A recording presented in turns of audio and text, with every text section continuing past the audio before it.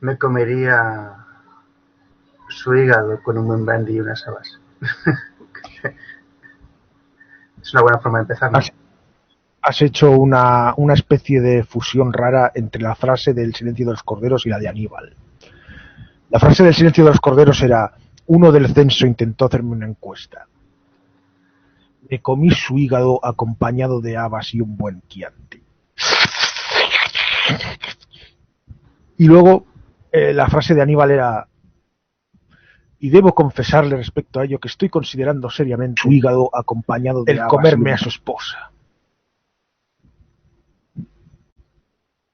Esa era la frase, y todas como las has fusionado, las has mezclado, y he dicho, me comería su hígado posas. Bueno, eso no lo has llegado a decir, pero casi te ha faltado eso. No, hombre, esto te lo digo porque hace poco que has visto las 3 temporadas de Aníbal. ¿Qué te ha parecido la serie de Aníbal? La serie, bueno, pues me ha encantado, me ha sorprendido.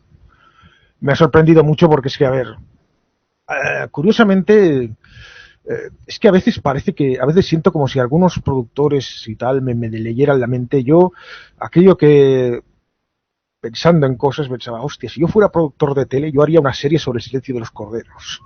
Como esta serie de Millennium, la serie de Millennium que hizo Chris Carter, que hizo paralelamente a Expediente X, y que luego hicieron una serie que se llamaba Profiler, que se parecía un poco, que también eran 2 series sobre asesinos en serie. Y pues haría la misma idea, pero con el silencio de los corderos y tal, metiendo el personaje de Hannibal Lecter y tal, y molaría.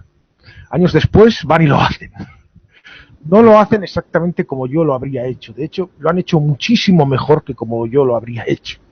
No, sí, tiene cosas muy buenas, pero también tiene cosas muy, muy malas que ahora comentaremos. De entrada, en el primer capítulo, ¿te acuerdas cómo empieza? Will Graham en casa de un crimen y que empieza a reconstruirlo. Ese es el primer crimen de Holiday, el dragón rojo. Los espejos están rotos. Esto es un detalle que muy poca gente se da cuenta. Y es cuando empieza, digamos, la gestación la actuación del dragón, que no veríamos hasta 2 años después, la tercera temporada.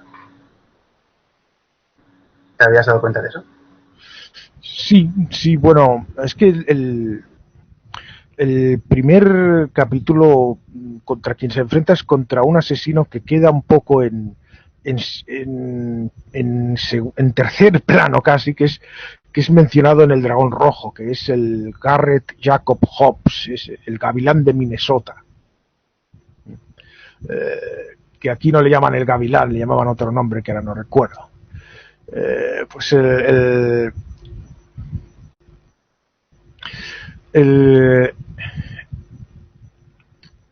entonces aquí se explica un poco la historia de este asesino. Como no se dice absolutamente nada de él en la novela, bueno, se dice que era el asesino que provocó, digamos que provocó, porque se vio obligado el Will Graham, gracias, se vio obligado a, y eso le provocó una depresión. Sí, de hecho Will Graham, a diferencia de lo que sale en la serie, era una colaborador. Él nunca hacía ese trabajo de campo. Que se encontrara con el gavilán de Minnesota y con Lecter fueron meras casualidades. De hecho, mira lo que tengo aquí. La novela Dragón Rojo de Thomas Harris. Fue su segundo libro. Sí, el primero fue Domingo Negro. Este está bastante bien. Tengo que decir que la adaptación de Thomas Mann del 88, no miento, del 86, no fue muy buena. Sin embargo, la que hicieron en el 2003 fue relativamente... Pues yo discrepo, discrepo. Nos estaban preguntando aquí si habíamos visto Manhunter, que fue la primera adaptación. Sí, me gustó mucho. La primera adaptación es una película muy decente, bastante decente. Lo que pasa es que bueno, en esa primera adaptación el personaje de Lecter es interpretado por Brian Cox, un Brian Cox joven y delgado. Y hay gente que dice que su interpretación es mejor que la de Hopkins, y yo esto no me lo trago, y cuando vi la película lo confirmé. A ver, es una buena interpretación, es un buen Lecter, pero no se acerca ni de lejos a lo de Hopkins. Te voy a decir un secreto. ¿Tú sabes por qué Anthony Hopkins hizo una interpretación insuperable y que Brian Cox no podía superar? ¿Por qué? Porque en ese momento Anthony Hopkins estaba enfermo. O sea, estaba enfermo en el sentido de que era alcohólico, estaba desquiciado, laboralmente también desamparado. Entonces, realmente él no, no interpretaba. Es que solo tuvo que potenciar lo que ya estaba sufriendo en ese momento. De hecho, el Silencio de los Corderos lo que hizo fue salvar su carrera para que pudiera relanzarse como actor en Estados Unidos. O sea, realmente psicológicamente no estaba bien. Porque lo cierto es que las posteriores entregas, aunque estaba muy bien, no llega al nivel. Yo pensaba que tal vez era por el director, por Jonathan Demme. Se juntaron, bueno, para las posteriores entregas se juntaron otros factores, pero no nos adelantemos. El capítulo 1 es la semilla de todo lo que se desarrollará a lo largo de la primera temporada, que termina con la muerte de toda la familia menos de la hija de Gavilán de Minnesota. Que el Lecter y él, bueno, atención, spoiler. Vale. Quizá deberíamos haberlo usado antes, que había spoilers. Lecter y él eran coleguitas y se iban a cazar y se dedicaban a comer gente. En la relación, el cerebro era Lecter. Todo se ha dicho. De hecho, cuando van a por él, le hace... Esto es una llamada de cortesía. Que bueno, también tengo que decir, para aquellos que no lo pillen la primera vez, que el hijo de puta de Lecter lo que hace es programarle para que cuando vayan a por él se suicide, bueno, mate a su familia y se suicide para que así no haya ningún rastro que le vincule a él. ¿Verdad, David?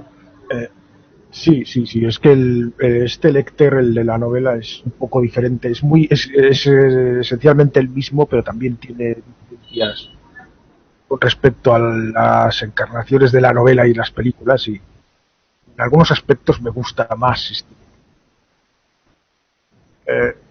Claro, esto es lo bueno de esta adaptación. Es una adaptación muy libre. Recrea otra vez, o sea, reconstruye toda la historia, la crea a su manera, con otra perspectiva, con otra... Y bueno, es lo que decía que me sorprendió ver. Yo habría esperado que, tratándose de una licencia tan comercial como El Silencio de los Corderos, Aníbal Lecter y demás, que irían por ahí, por lo comercial, yo me esperaba una especie de CSI, de nueva serie o de mentes criminales un poco más oscura de lo normal. Eso era lo que yo me esperaba. Y lo que me encontré es una cosa que llegaba a unos niveles que en ocasiones casi rozaban lo lynchiano, lo David Lynchiano, o sea, la creación de un mundo ya totalmente paralelo al que conocemos, un mundo de onírico, de símbolos, de una cosa casi experimental. Me sorprendió mucho que fueran por este derrotero, que no fueran más por lo seguro, pero fue todo un acierto, porque el que no se arriesga no gana. Series tipo Mentes Criminales y estas cosas hay ciento y la madre. No podía ser esta una más, y no es una más. Y bueno, quizá ese riesgo lo pagó un poco a nivel de audiencias, por eso la tercera temporada se canceló, pero el resultado artístico yo creo que es muy meritorio. Sí, no, a nivel de arte es muy buena. Hay una pregunta en el chat, es de Luis Lee. ¿Se basó en alguien real para el personaje de Aníbal? Sí, se basaron en el médico de Alfredo Valli Treviño, alias Doctor Salazar, que estaba en México. Thomas Harris le entrevistó. Sí. Tenía una base real para el personaje. También tengo que decir se ha hablado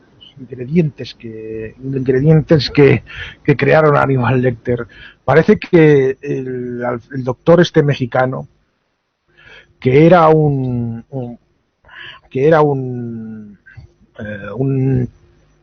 asesino que había matado a pocas víctimas. En realidad creo que solo mató a su pareja, era un homosexual que había matado a su pareja. Este era como la base, como el pistoletazo, el que le da la idea. Pero algunas cosas, a ver, se dice en algún artículo que Thomas Harris dijo alguna vez haberse inspirado en William Coy, un asesino que en los años 30 era caníbal y que sembró el pánico después de escaparse de la cárcel, aunque esto nunca se ha confirmado.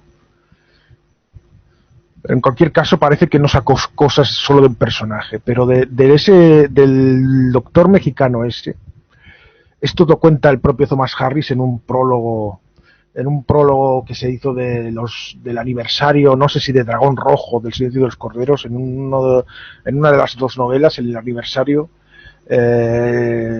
Harris escribió un prólogo explicando pues esta anécdota, que mientras estaba documentándose para escribir su nueva novela, fue a parar a México, a la cárcel esta de México, y ahí estuvo hablando con un doctor que le impresionó por sus modales refinados, y cuando se fue este doctor, se le acercó a alguien y le dijo, no era un doctor de la cárcel, que era un interno, era un prisionero. Y Harry se quedó así alucinando, ¿cómo? Y bueno. Sí, cierto. Sí, cierto. Fue en 1963. En el chat han respondido ya, aparte de la pregunta. También he leído que de hecho, cuando se estrenó El Silencio de los Corderos, tanto la familia como él se dieron cuenta enseguida. Y que los familiares a veces de broma le llamaban Dr. Lecter. Sí, es una broma que te va a perseguir hasta que te mueras. Bueno, él se murió ya. El señor, este hombre ya está muerto. Trevillos ya está fallecido ya de hacer.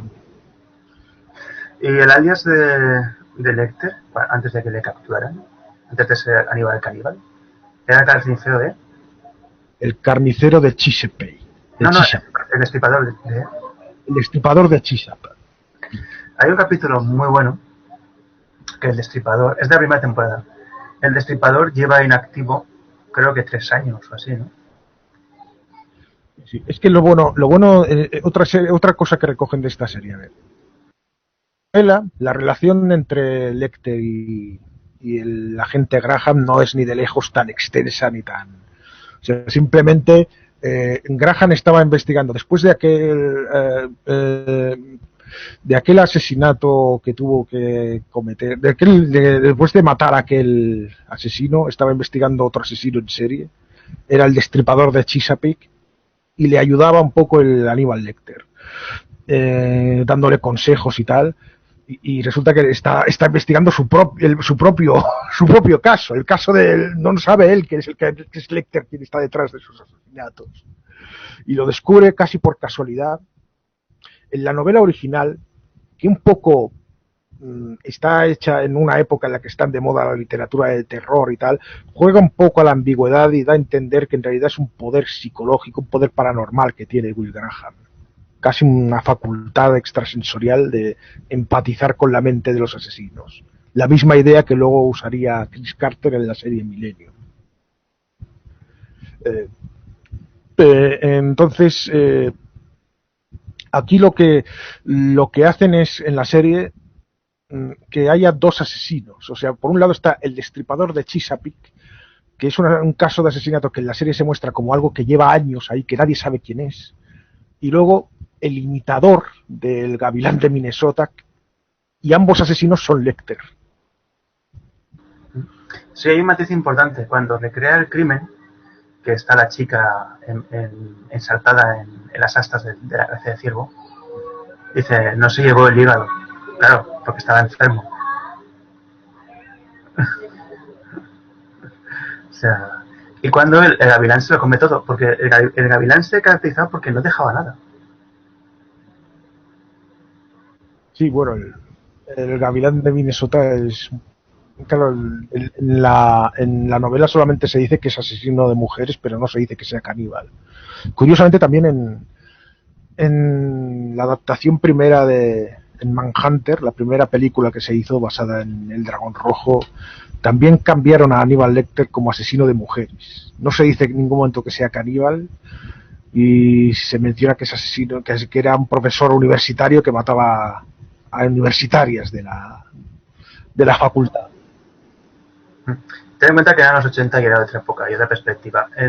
A ver, yo leo ahora mismo Dragón Rojo y está muy bien, pero ya se ha quedado un poco casi desfasado. Pero imagínate leerlo en 1981, ¿cómo sería? O sea, sería bastante interesante. O sea, pero bueno, pero hay una cosa importante que es el eje motriz de la primera temporada, que es la hija de la gavilán de Minnesota, que es el único miembro de la familia que sobrevive y que es lo que cataboliza todo. ¿Qué pasa con esta chica? Esta chica sobrevive, como dices, en parte la manipula y bueno, la verdad es que ahora tampoco lo tengo muy fresco del todo, pero se hace todo un doble juego de al principio que si es la víctima inocente, luego se descubre que quizá no es tan inocente. Es que ella no recuerda nada, pero realmente ella ayuda a su padre a conseguir víctimas. Ella es el señuelo. Es como una cacería. Realmente, fíjate el cinismo que tiene el personaje. El personaje es cazador y usa un cebo como usaría en una cacería para conseguir su presa. Con un modus operandi muy, muy perfecto que es puntos de paso, las estaciones. Claro, si el individuo se baja de una estación que no le toca, ¿cómo van a seguir el rastro? O sea, ella ayudaba a su padre, pero no lo recordaba. Son recuerdos bloqueados.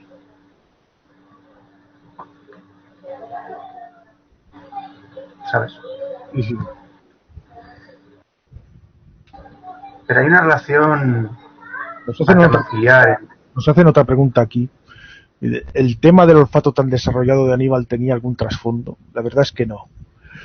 Debo decir una cosa sobre Aníbal Lecter. Hace cosa de un mes o así, hice un directo en otro canal, en el de Nitramdir Bárbara Nitra, hablando sobre psicópatas y asesinos en serie. Y en un momento dado hablé sobre un psiquiatra que había hecho un estudio mirando durante varios años una serie de películas para encontrar al psicópata más realista y también al menos realista. Y su conclusión era que el psicópata menos realista era precisamente Aníbal Lecter. ¿Cuáles son las quejas? Claro, el psiquiatra lo miraba desde el punto de vista psiquiátrico, no cinematográfico, porque él reconoce que Aníbal Lecter es un gran personaje y está muy bien construido y demás, pero no es realista. ¿Cuáles son las grandes diferencias? Pues mira, que es demasiado perfecto. Que bueno, que esto ya escribió hace años un artículo Vicente Garrido Genovés hablando sobre Aníbal Lecter, diciendo que es un psicópata demasiado perfecto, que parece ser a la vez muy sensible y a la vez tener una geridez y una crueldad a prueba de bombas, como si tuviera lo mejor de los dos mundos y es capaz de enamorarse, parece que es perfecto, que lo tiene todo. Y de hecho, yo cuando empecé a leer sobre psicopatía real y demás, y empecé a cotejar los datos que iba recopilando con la personalidad de Lecter, me iba dando cuenta de que no encaja con lo que es lo que se conoce de los psicópatas ni de los asesinos en serie. Yo, mirando biografías de asesinos en serie, siempre buscaba a Aníbal Lecter y casi nunca, lo que sí me encontraba era a Buffalo Bill. O sea, en las películas de Aníbal Lecter está Aníbal Lecter y el asesino secundario. En el caso de la primera es el dragón rojo, el duende dientudo. En el caso del Silencio de los Corderos es el Buffalo Bill. En el caso de Aníbal es Mason Berger. Siempre está el otro asesino. Y al ver las biografías de asesinos en serie reales, veía a menudo al otro asesino Este quedaría bien de asesino secundario, pero ninguno encajaba con Lecter. Sí, te voy a decir una cosa, para mí el Lecter perfecto es el de Silencio de los Corderos. El del posterior ya es una degeneración. Es como con las series, se hacen repetitivas y se pone un icono que no se puede superar. La primera temporada acaba con Will Graham, que le echan el muerto del destripador de Chesapeake. Ahora tengo que decir una cosa a nivel audiovisual. Creo que uno de los errores que cometieron en la serie fue que la trama del asesino ocupara 2 temporadas. Tenía que haber ocupado una temporada. ¿Por qué? ¿Qué pasa? Que al ocupar 2 temporadas, en la primera temporada los primeros 6 capítulos son una subtrama para liberar a Will Graham del... ¿Cómo se llama esto? De que no era el destripador, digo, el carnicero, ¿sabes? Entonces, claro, es lo único así que me chillaba mucho de las 2 primeras temporadas. Bueno, ya llegaremos al final de la segunda temporada. Durante la primera temporada, Will Graham va sufriendo una cefalitis que le va desconectando de la realidad. Y Lecter, fíjate si es cínico, le propone al neurólogo dejarlo como conejillo de indias para ver lo que pasa, porque no había muchos datos de una encefalitis. ¿Eso qué te parece? Entonces, claro, ya tiene su percepción de la realidad alterada. Y hay un cirujano, que es el doctor Gideon, que se escapa, y ahí hacen ya un guiño al Silencio de los Corderos, que es cuando él le arranca la cara a la enfermera. Que, pues, digamos que en la serie cogen fragmentos de las películas y las van versionando, como en el capítulo 8, el violinista que tocaba mal y le matan para sacar un buen sonido de él. ¿Qué te parece ese matiz? Es que me encanta porque yo he leído las novelas de Harris y claro, es una adaptación muy libre, pero tiene esa curiosidad que es que reubica todo. O sea, constantemente van saliendo frases que esta frase la decía en tal libro, esta frase, y las iba reconociendo yo. Y frases y situaciones y cosas y guiños y tal. O sea, era como si hubiera cogido las novelas y las hubiera desgranado, las hubiera convertido en cápsulas y todo las hubiera recombinado. Las hubieran recombinado. O sea, como si fueran los ingredientes de un plato. Curiosamente, ya que se trata de una serie tan de cocina. Sí, sí, eso es lo que hicieron. De hecho, me acuerdo yo que cuando se editó aquí El Silencio de los Corderos, una de las citas que ponía detrás era de Stephen King, que ponía: Aníbal es el nuevo Drácula de un mundo de teléfonos móviles. No sé si te acuerdas. Claro, sí, lo recuerdo. Es el Drácula de la era de los ordenadores y los teléfonos móviles. Y es así, y es cierto, y se han encontrado muchos paralelismos además con el personaje de Drácula, incluso en la presentación del personaje. Recuerda en El Silencio de los Corderos que va Clarice Starling ahí acojonada porque le han avisado de que es muy peligroso, le han dicho, es muy impactante esa escena la primera vez que la ves. Cuando le están informando de todas las medidas de seguridad, eso ya te va inquietando, de joder, ¿por qué tantas medidas de seguridad? ¿Pero qué pasa con este tío? Y le enseña luego la foto de cómo quedó la enfermera y vemos la cara de Clarice y el otro explicando que se le comió la lengua y ¿esto qué es?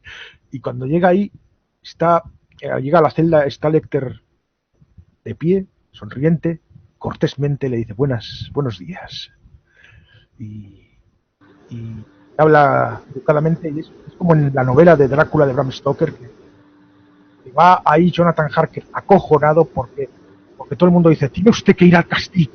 Oh, Dios mío, pobre hombre, la del hostal le pasa una cruz llorando y por favor no se aparte de esta cruz. Y ve ahí a todos los que le están haciendo el famoso signo que es un signo de protección, ya lo comentamos alguna vez, el famoso signo de los dedos, y está como alucinando el hombre y cuando llega ahí y se encuentra un castillo tenebroso y oscuro, como oscura y tenebrosa es la celda, el pasillo donde está la galería donde está Lecter encerrado y acojonado, y entonces se abre la puerta y sale un caballero bien vestido, elegante. Buenas noches, bienvenido a mi hogar. Es el mismo principio. Sí, muy poca gente lo pilla, pero sí es así. Al, en la primera temporada lo que vemos es una atención spoiler. Es como el principio de la transformación de Will Graham, que descubre que es Aníbal Lecter, y esto le tiende una trampa y va dejando una serie de pruebas incriminatorias para que la gente crea que es el carnicero, no como el destripador. El destripador de Chesapeake. Exacto. Que además hay una muy buena, que es que él vomita la oreja de la hija del Gabriel de Minnesota. ¿Quieres contar eso? Y ahí encuentran, porque Will Graham tiene jodida pista. Eso ahora mismo Encuentran que hace los cebos. Sí. Eso ahora mismo no lo recuerdo. No lo recuerdo bien, lo siento. No lo tengo ahora en la memoria. Bueno, pues el cabrón de Aníbal manipula los cebos que fabrica manualmente Will Graham con sangre y tejidos humanos. Y en un estado de cefalitis, que Will Graham no se da cuenta, le introduce la oreja de la hija de Gavilán y en un momento dado Will Graham la vomita. Y es una prueba incriminatoria. Claro, todo el mundo da por sentado que la chica ha muerto. Pero atención, sí. Bueno, me lo guardé para la parte 2, la segunda temporada. Yo recuerdo que pensé, pero después de esto, como, vamos, es que imaginaba yo en la piel de Will Graham y entraba. ¿Cómo vas a convencer a nadie de que eres inocente? ¿Ves? Eso es uno de los fallos que me tocó mucho los cojones. Porque cómo lo sacan de la cárcel después es que no hay por dónde cogerlo. A los que lo han hecho tan bien, eso sí, quizá ahí tienes razón. Lo han hecho tan redondo la inclinación que luego no te acabas de creer la exculpación. Exacto.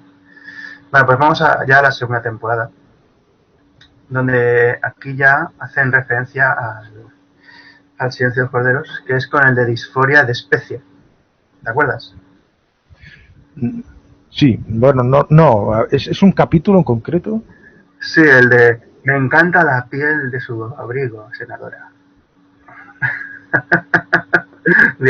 Esos es de mis momentos favoritos de la película. Mi momento favorito, sí.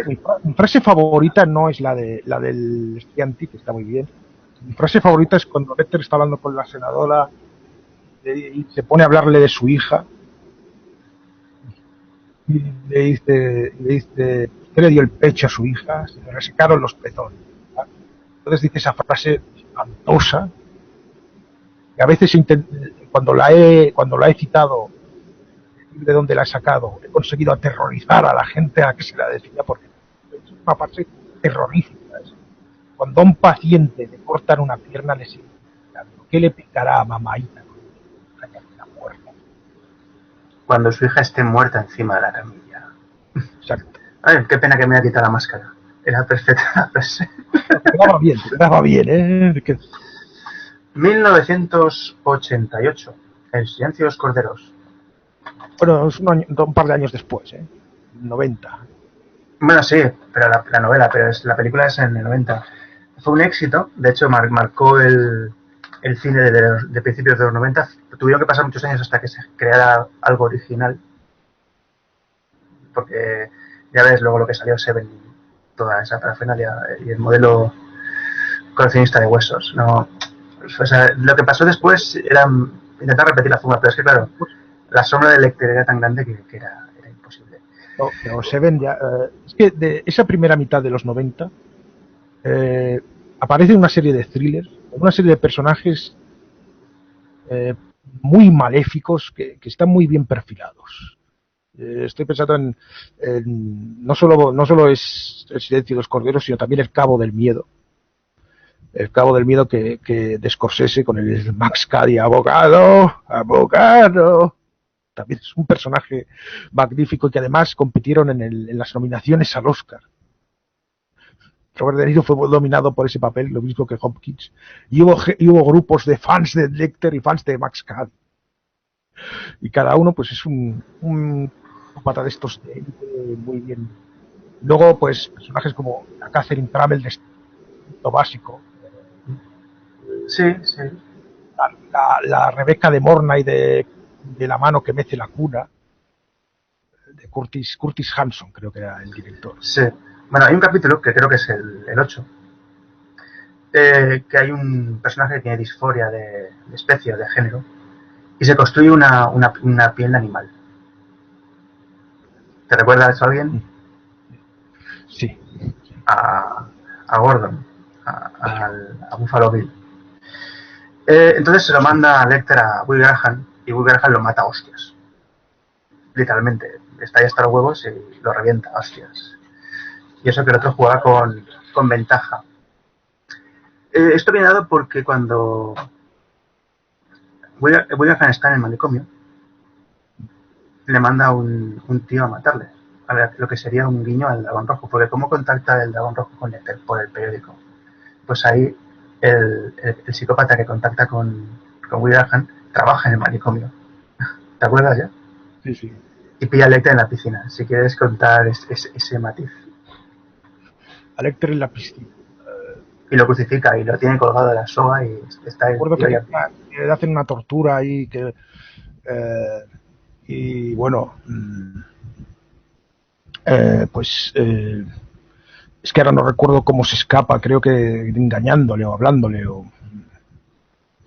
pero no, a ver, es que Lecter está jugando con el, creo que es psicóloga que con la que está, digamos, tonteando en Will Graham. Y le salvan por los pelos, porque el otro va a matarle. De hecho, el error que comete el otro es hablar con Lecter. Si no hubiera perdido el tiempo hablando con él y matarle. Sí, es verdad. Lecter hubiera muerto y hubiera pasado la suya. Pero bueno, eso es un guiño a... Es que no conocen a Lecter, no saben que no hay que dejarle hablar. En cuanto habla ya, la hemos cagado. Gana tiempo. No, si empieza a hablar, por lo menos gana tiempo y empieza a buscar soluciones. Es así. Es así de simple. Pues que además es maestro de manipulación. Es capaz de conseguir que una persona se mate solo hablándole. Sí, que se lo diga a su compañero de celda. Se tragó la lengua. Uno de los guiños que aparece en la serie es que cuando sale de su cuarto tras tirarse a la psicóloga, es la armadura japonesa de la mujer de su tío. Sí, ¿Te acuerdas? Heidi Murasaki. Sí, pero es que me encanta porque son detalles tan sutiles que si no has visto las películas o has leído los libros, no puedes identificarlos. Más, bueno, ya hablaremos de eso. Ya haremos esa parte. Y hay un personaje que fue generalmente interpretado por Gary Oldman, que aparece caminando con la cara puesta. ¿Puedes hacer la presentación de este ganadero, por favor? Mason Berger. Sí, que aparece aquí en Aníbal. Aparece Aníbal. Aníbal aparece también la hermana de Mason Berger, que es muy diferente a como sale en la serie. Sí, porque está hipermusculada, porque el cabrón... En aquella época cuando leí la novela me hizo mucha gracia porque tenía un amigo en ese momento que estaba obsesionado con... Nos citábamos, entonces no tenía yo internet en casa ni de coña, nos citábamos para visitar la biblioteca y para meternos en internet y él tenía como una obsesión con las mujeres musculadas, con las mujeres culturistas. Y se metía en una página que se llama muscleville.com. Y cuando leí la novela dije, hostia, una muscleville. Y encima una escena de sexo con ella. No, pero te comento en la novela, que supongo que la has leído, cuando ella es pequeña, sí. El Mason le da por todos lados. De hecho, en el flashback que aparece en la novela, ella no se puede sentar, porque aún no se han regenerado los tejidos. Y Lecter le está tratando. Yo creo que Lecter lo hizo por hacer bien social, el cepillarse a Mason. En la novela es más una... Bueno, no lo mata él. Es que no lo mata él ni en la novela, ni en la película, ni en la serie. Claro que no lo mata, pero porque él lo que quiere es que sufra. Porque él es consciente del daño que ha hecho. Dice, bueno, pues que padre, ¿no? Ya, pero bueno, eso luego lo hablaremos un poco después cuando acabemos de repasar toda la serie. Hablaremos sobre... Bueno, pues en la serie a la serie lo primero que aparece es la violación de la hermana, que ya no es una, pero que no es como niña, sino ya como mujer adulta, y va a la consulta de Lecter a tratarse. El cabrón de Mason le gusta meterse las lágrimas de sus víctimas en el martini. les sabrá mejor, ¿no? Con el dolor. Es otro guiño a la novela, en este caso la novela del silencio de los corderos, que hay un momento en la novela en la que Clarice, bueno, es que es por el animal, uno de los animales que aparecen en los cadáveres de las víctimas, una de las polillas aquellas, parece ser que no recuerdo ahora bien si es que uno de estos animales tenía un nombre que significa algo así como sorbedor de lágrimas o algo similar. Y entonces Clarice piensa, estoy intentando perseguir a un monstruo que se alimenta de lágrimas. O algo así, piensa. Incluso hay un momento en el que se lo dice a Lecter en la novela, en la película no, pero en la novela le dice algo así, ¿quiere usted que le trasladen de cárcel para ver si puede conseguir sorber alguna lágrima? O sea, es un simbolismo, es como el ser que se alimenta de dolor. Sí, son parásitos realmente. El personaje de Mason está muy bien desarrollado. De hecho, Lecter es un cínico hijo de puta en ese aspecto, porque le come el tarro a los dos hermanos. Sí. O sea, le come el tarro a ella para que se quede preñada con Will Graham, y le come el tarro a él para que se cargue a su hermana, pero que vamos, en un ataque de cinismo, Sí. que a mí me pone enfermo, porque en el caso de la hermana, él intercepta a su hermana y le quita el útero y la deja consciente para que llore y se lleva su lágrima. Y en el caso de él, cuando van a darle el pasaporte a Lecter, recreando la escena de la película de Aníbal, cuando van a por él en el Palacio Salvatore, creo que es, que se carga al hermano, y luego cuando está en la granja dice, ya tu hermano ya debe oler como tú. Sí, sí. Que es... No, la novela dice, seguro que a tu hermano le apestaba, seguro que el cadáver de tu hermano ahora apesta tanto como te apesta a ti la cabeza. Le dice. Sí, y lo bueno es que es Will Graham el que tiene que dar el toque final a Lecter, cortar la cuerda y que se coman los cerdos. Lo que hace es liberarle. Bueno, y Lecter se pone las botas.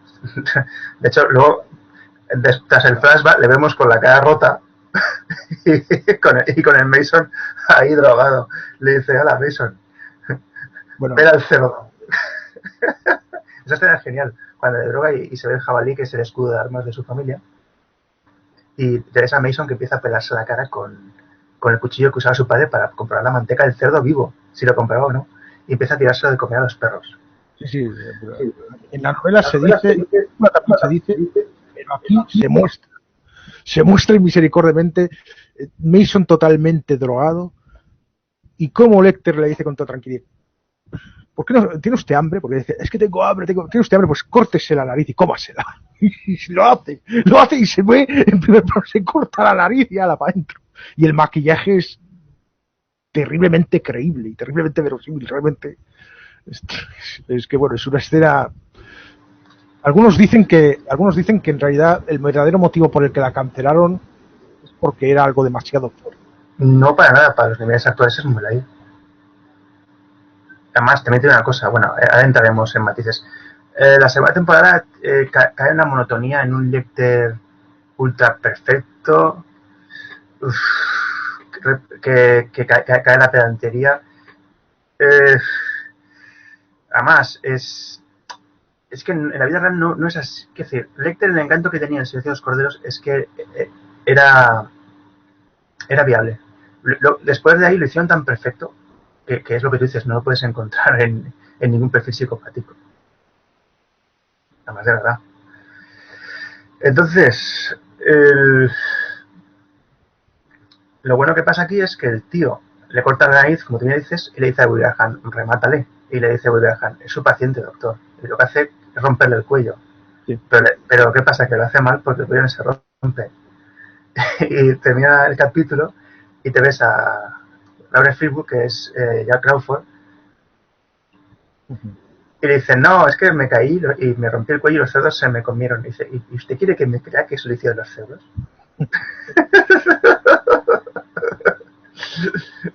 No, evidentemente está claro que el Mason Berger no tampoco espera que el otro se crea, pero le da igual. Y oye, el tono que tiene Mason al hablar en esta serie, ¿no te recuerda a algún que otro personaje? Esa forma de hacer bromas, El Joker. el hecho de que estés desfigurado. El Joker, sí, el Joker. Pues tengo entendido que hasta los creadores de la serie han reconocido que han puesto algo de No, pero el personaje real ya era un poco así, porque ten en cuenta que era un sádico sexual pedófilo. Entonces ya era así de inestable. También tengo que decir que Michael Pitt, el actor, últimamente está haciendo hizo una interpretación bastante buena del personaje. ¿Sabes? Sí. Lo interpretaron dos personajes, dos actores.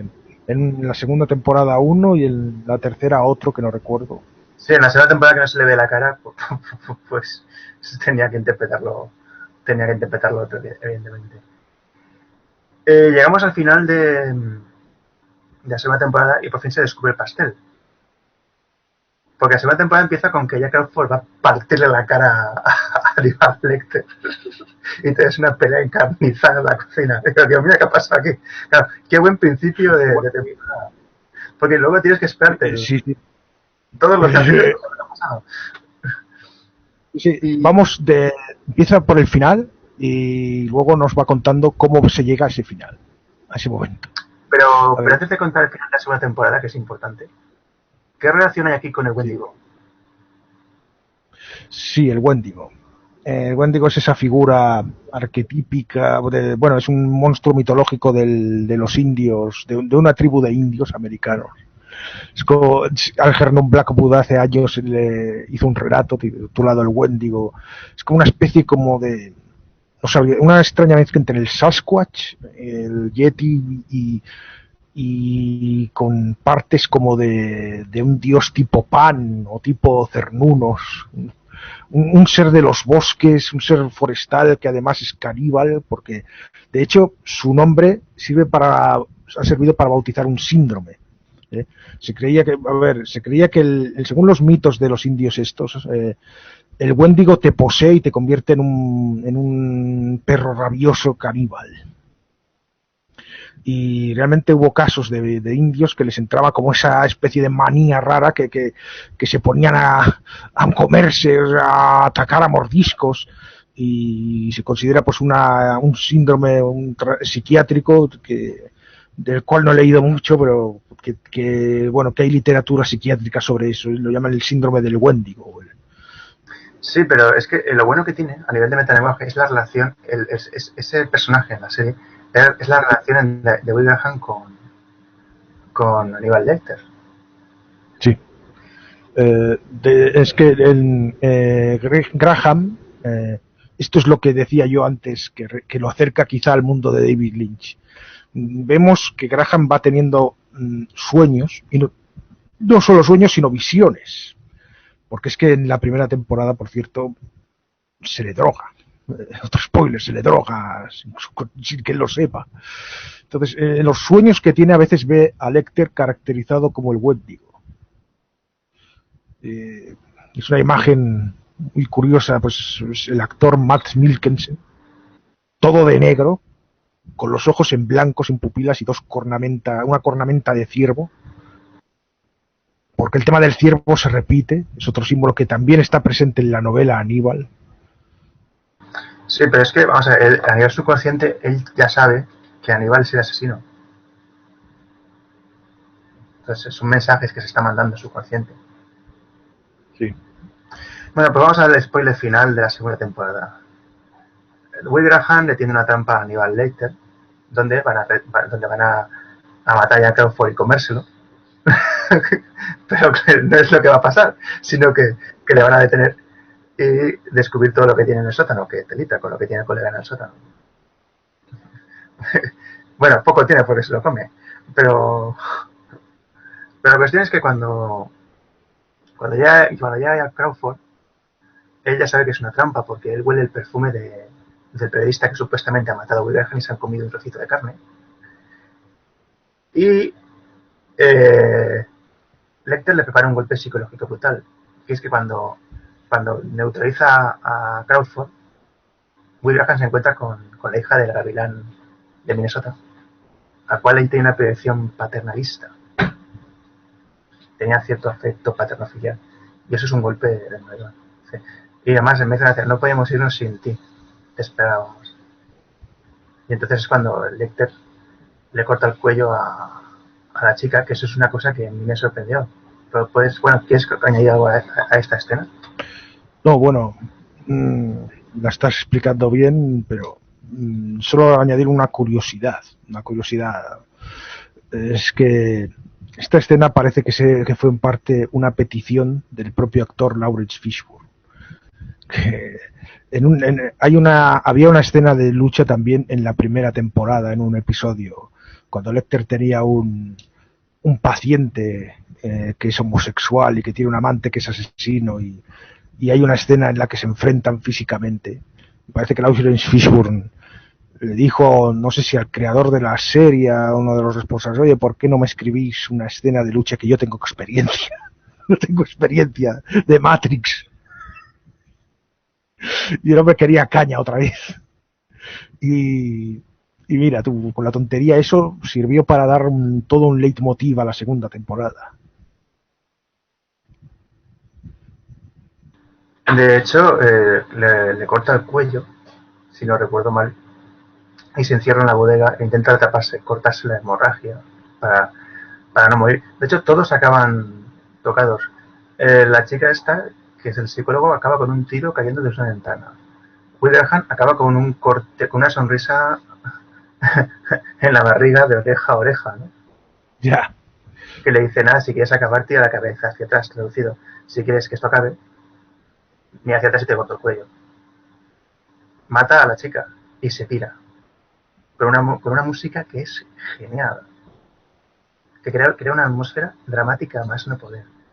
Y me encanta el pasaje de Ilatas cuando le corta a Graham, que le abre en canal la barriga, pero le hace el corte para no matarle. Dice, he tirado la taza y la taza se rompe. Sí. El tiempo ahora vuelve hacia atrás y la taza se está recomponiendo. Porque eso es de Aníbal, de 99, la novela, cuando él hace sus ecuaciones matemáticas por el tema de la muerte de su hermana. Esa escena es una escena dramática genial. ¿Quieres añadir algo a ese destripamiento que parece hecho por Hitchcock? Pues poco más que eso. A lo que se refiere Lecter es que tiene como una obsesión de una idea irracional, algo curioso, enormemente tan racional aparentemente como la suya. Es que en la novela él quiere volver el tiempo atrás. O sea, él sabe que el tiempo va siempre hacia adelante y una taza que se ha roto no puede recomponerse otra vez, pero él lee cosas de ciencia, lee cosas de Stephen Hawking y todo, para ver si puede encontrar una forma de hacer volver atrás el... No, pero eso pasará cuando el universo, según en la novela, deje de expandirse y empiece a contraerse. Entonces el tiempo se volverá otra vez hacia atrás para la acumulación de materia y empezar una nueva explosión del Big Bang. Pero bueno, también ten en cuenta que estamos hablando de un tío enfermo.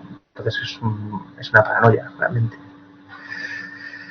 Nada, entonces el tío se pira y la última escena que vemos es a Will Graham mirando al Wendigo que se está muriendo. Y ahí acaba el último capítulo. Spoiler. Es una serie que tengo que volver a ver porque es que tiene, claro, no es lo que el problema que hay respecto a las series de respecto a las películas. Las películas tienen un metraje concreto y puedes verlas varias veces y paladear todos los simbolismos y ver cosas que no habías visto antes. Pero con una serie o Aníbal esto se multiplica por todos los episodios que tiene. Sí, sí. El segundo final del último capítulo de la segunda temporada es que él está en el avión con su psiquiatra, al cual también le ha lavado el cerebro. Sí, sí. El personaje del psiquiatra de Lecter, quería yo hablar un poco de él. Comentan desde que llegamos a la tercera temporada. Sí, sí. Creo recordar que aparece aparece en la segunda o en la primera, ya. No me acuerdo. Primera, segunda y tercera. Sí. Es una cosa que descubrimos hacia mitad de la serie, es un golpe de efecto genial. Lecter tiene su propio psiquiatra. Esto pasa en la vida real. En la vida real los psiquiatras tienen sus psiquiatras también a veces. Que hay psiquiatras además que tienen esquizofrenia, pero bueno, han aprendido a controlarla, pero bueno, tienen que... O sea, existe esto. Entonces, en un golpe de efecto... resulta que la psiquiatra está interpretada ni más ni menos que por Gillian Anderson, la Dana Scully de Expediente X. Esto es todo un guiño, porque el personaje de Dana Scully está medio inspirado en el de Clarice Starling, esto reconocido por los creadores de Expediente X, que está medio inspirado en el de Clarice Starling, lo mismo que el personaje de Mulder está medio inspirado en el agente Cooper de Twin Peaks. Curiosamente también, cuando en Aníbal iban a hacer, Jodie Foster rechazó volver a hacer Clarice, estaban buscando una nueva actriz, consideraron a Gillian Anderson. Bueno, pues lo bueno de todo esto es que él piratea a su psiquiatra sin que éste se dé cuenta. Y todo el proceso que aparece en Aníbal con Clarice Starling es el que te ves aplicado a su psiquiatra de lavado de cerebro. Por eso es el guiño total. O sea, de hecho, el personaje en la tercera temporada aparece con Lecter viviendo en Florencia, exactamente igual que como acaba Clarice Starling en la novela de Aníbal. Sí, y me hace mucha gracia porque, bueno, a ver, pero en la novela el Lecter no se come a Clarice Starling. En la serie tampoco. No, bueno, espera, no nos adelantemos. En la tercera temporada, hacia el final de la etapa de Roma, se medio entiende que él se la va a comer en un futuro porque le está alimentando para apurar su cuerpo y que tenga unos sabores determinados. Pero bueno, eso ya es el rizar el rizo del cinismo y de la...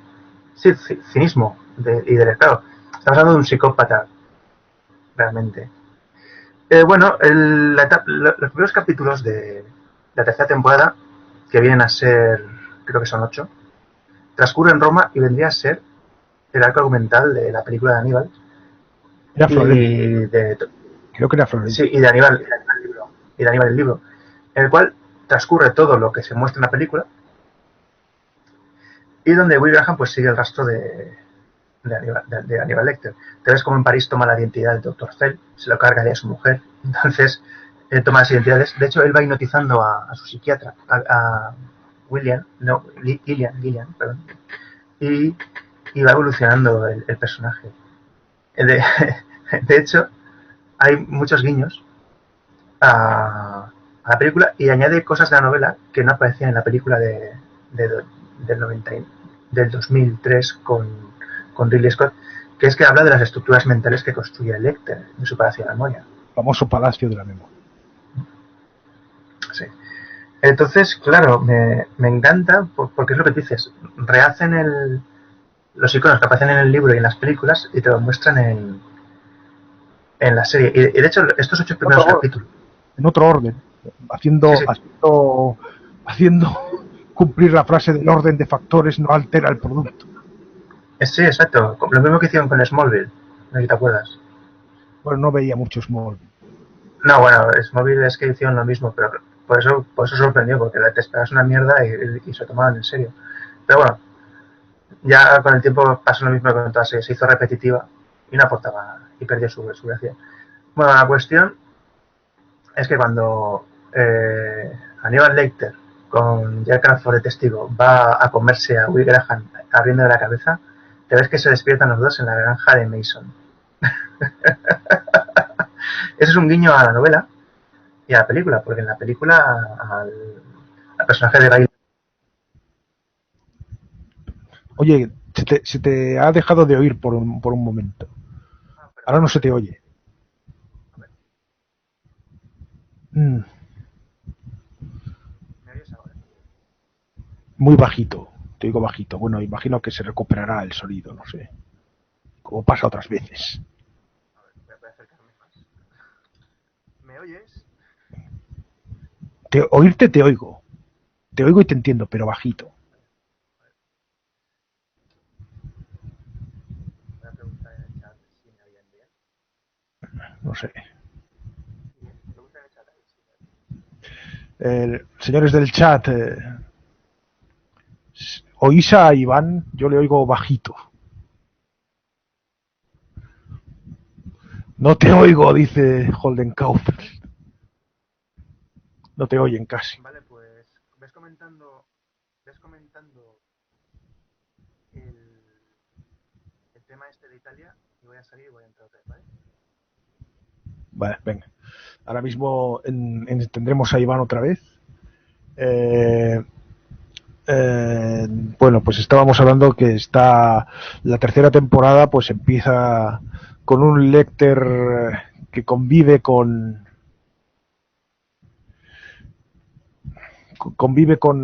la psiquiatra suya a modo de como de pareja, se hacen pasar por marido y mujer. Vemos algunos personajes, luego vemos otra vez es como un remake alargado de Aníbal. Y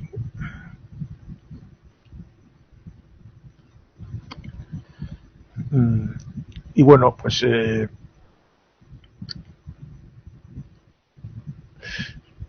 esa temporada no me gustó mucho. ¿Por qué no te gustó? ¿Quién es quién?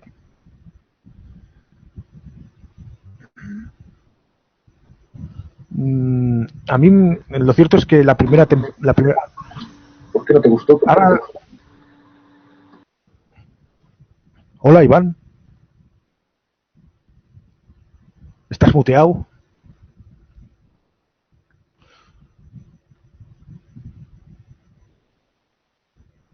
¿Estás ahí? Sí, estoy aquí, ¿me oyes? Sí, sí, te oigo bien, te oigo bien. Vale. Estaban por ¿Qué aquí decías? comentaban en el chat que algunos que la tercera temporada no les gustó demasiado.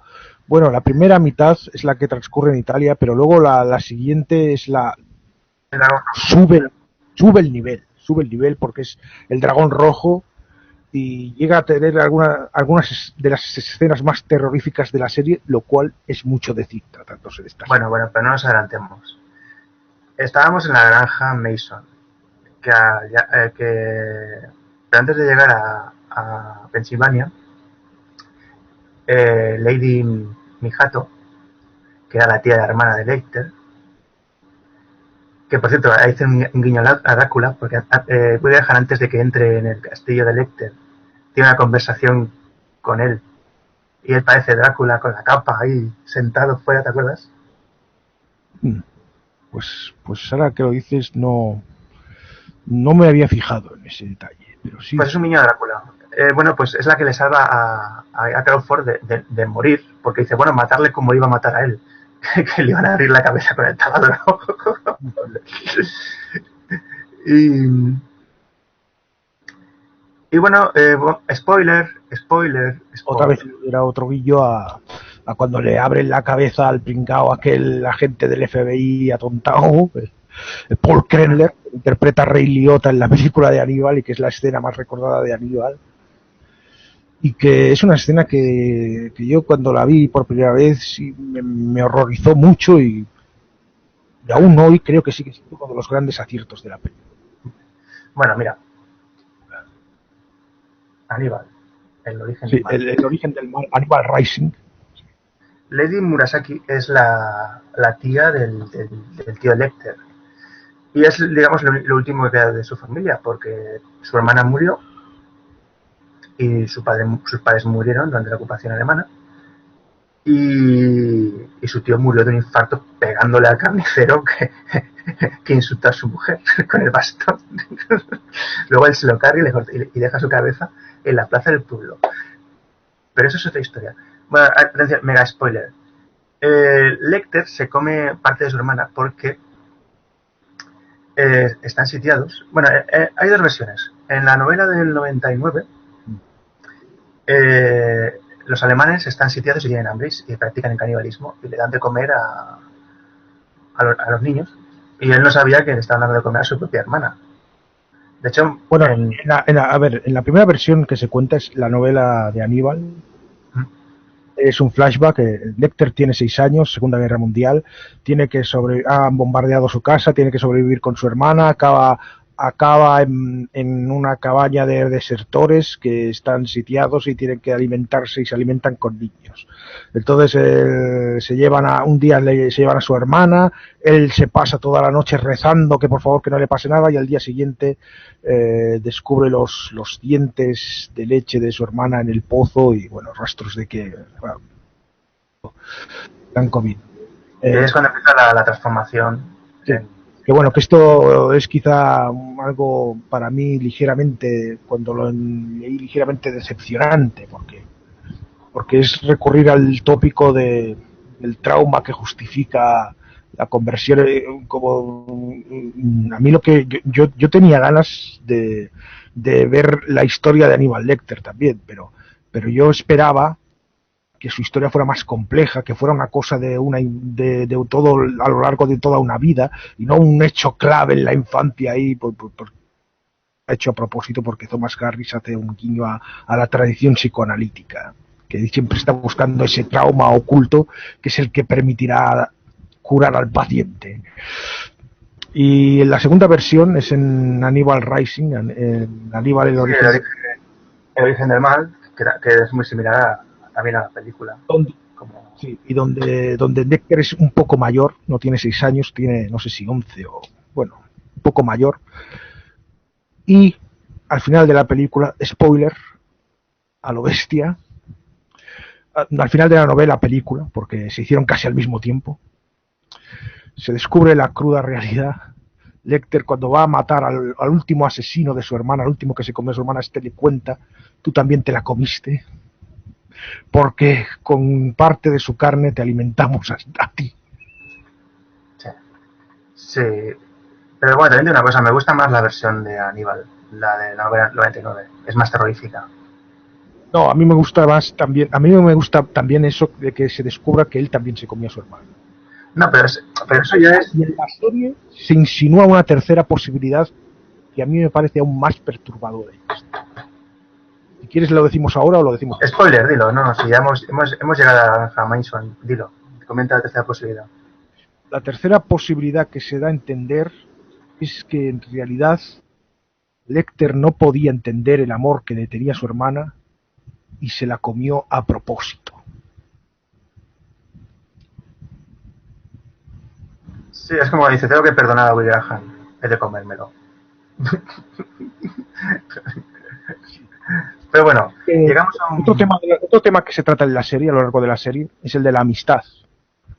Fíjate que en la escena que comentábamos de la segunda temporada de la lucha entre Lawrence Fishburne y Lecter, antes tienen un pequeño diálogo acerca de su amistad.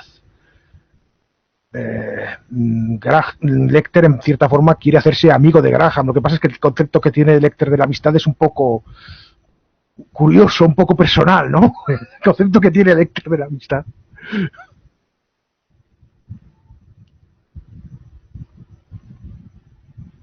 Sí, hay una pregunta, si quiere responder. Sí, la de Louis Lee. ¿Alguien se puede volver psicópata? No es innato. En principio, este es uno de los motivos por los cuales quizá este doctor consideró a Lecter un psicópata no realista. Es que el psicópata en principio es innato. Pero esta respuesta no es muy firme porque todavía aún hay mucho que saber sobre la psicopatía y, por ejemplo, algunos médicos no están de acuerdo. En fin, hay debates acerca de la naturaleza de la psicopatía y aún hay mucho que aprender de ella y todavía no está claro. Muchos psiquiatras, muchos expertos te dirían que en principio es innato y que esa es la diferencia con la sociopatía. La sociopatía no es innata, la sociopatía se hace. Entonces, el psicópata es innato, pero luego una infancia difícil puede empeorarlo, puede hacer que se vuelva todavía peor. Sí, es cierto. Bueno, llegamos a una parte genial, que es el final del primer arco argumental de la tercera temporada. Bueno, Que es sí. cuando Mason dice, quiero comérmelo con la cara de Will Graham. ¿Quieres contar eso? Mm, pues mejor cuéntalo tú. Pues nada, tenemos a Mason, que se ha gastado una pasta y ha conseguido encontrar el rastro de Lecter y se lo trae a su granja, a su matadero de cerdos. Y lo primero que hace es ponerlo como un cochino salvaje, con ese collar atado como un animal. Y lo que le salva la vida a Lecter y a Will Graham, porque el plan que tenía Mason era comérselo. Así que claro. Y, y tiene un médico degenerado que se llama Horvath, que en la película es un gilipollas y aquí es un sociópata. En el libro le dice a Lecter, con mi pareja me pongo su máscara para practicar aberraciones sexuales. Si me dice dónde está la pasta, le meto una sobredosis de adrenalina y moría en el acto sin dolor. Y Lecter le arranca una ceja de un bocado. Eso en la serie se puede ver como Will Graham le arranca un trozo de cara, que luego él se cose.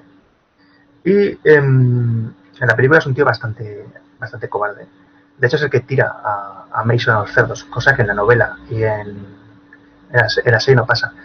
En la serie es más fiel al libro en el sentido de que a Mason le mata a su hermana Con, junto con su amante, con la... cogiendo la anguila y se meten por la boca.